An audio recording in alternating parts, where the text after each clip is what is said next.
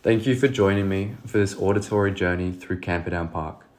Before we begin, I'd like you to pause briefly, taking in the faint sweetness of nearby flowers. Feel the sun's warmth pressing gently against your skin. Listen to the distant conversations between friends, and open your eyes to the patterns of light filtering through the branches.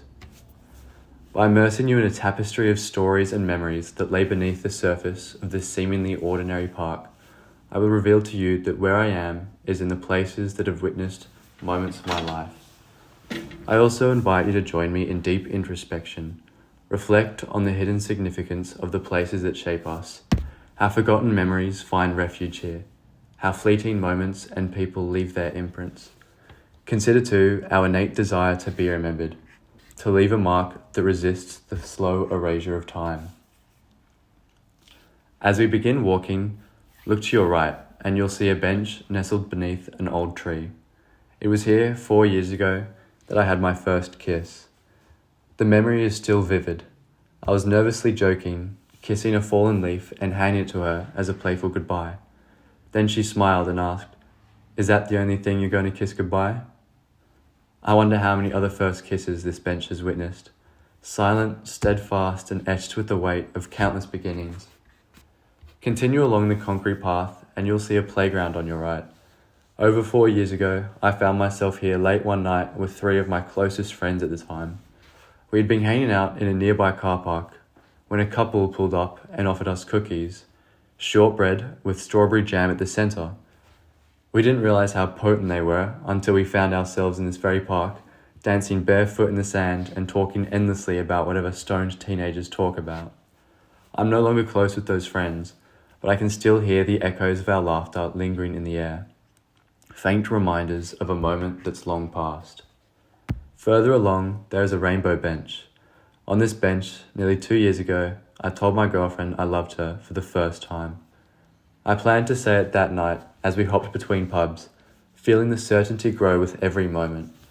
We walked through the empty park and sat on this bench. The concrete around it was still wet, so I scratched our initials inside a heart into the wet cement. Then, with my heart racing, I finally said the words. For a moment, I was terrified she wouldn't say it back. But then she did, and just like that, every worry melted away. To your left, you'll see a newly built toilet block, less than 2 years old, yet already holding a lifetime of forgotten moments. For me, it recalls an incredibly strange night.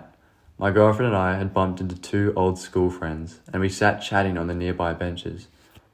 Then a man named Jesse Frappe joined us, someone one of my friends knew.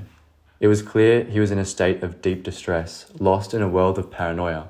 He spoke urgently about Mr. Wolf, who he believed was hunting him, convinced the flickering streetlights were signs of his presence, though they weren't flickering at all.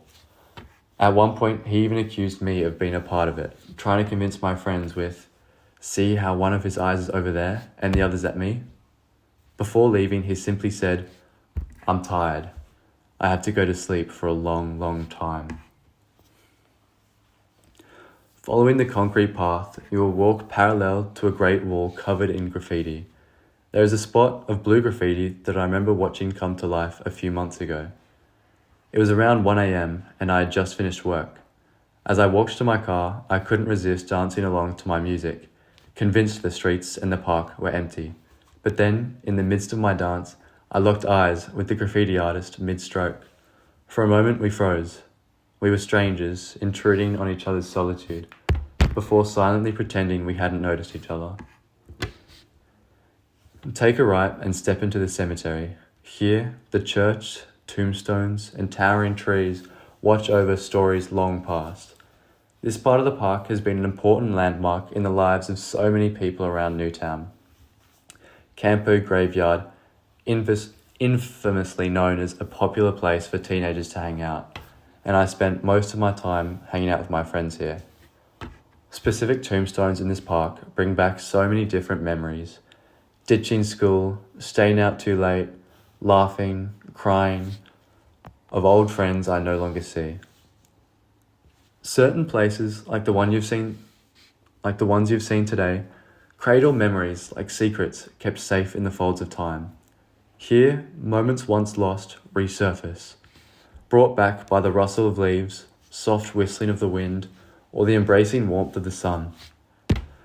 These places do more than just hold memories, they guard them, preserving pieces of me that might have faded elsewhere. In their quiet embrace, I find that I never truly left. Butterflies in my stomach still flutter, laughter still lingers on the wind, and my stories are etched into the shadows dancing on the ground. These places hold moments of me. I am part of them. Here in the trees, the lampposts, the stones, the dirt, I remain. Here I am.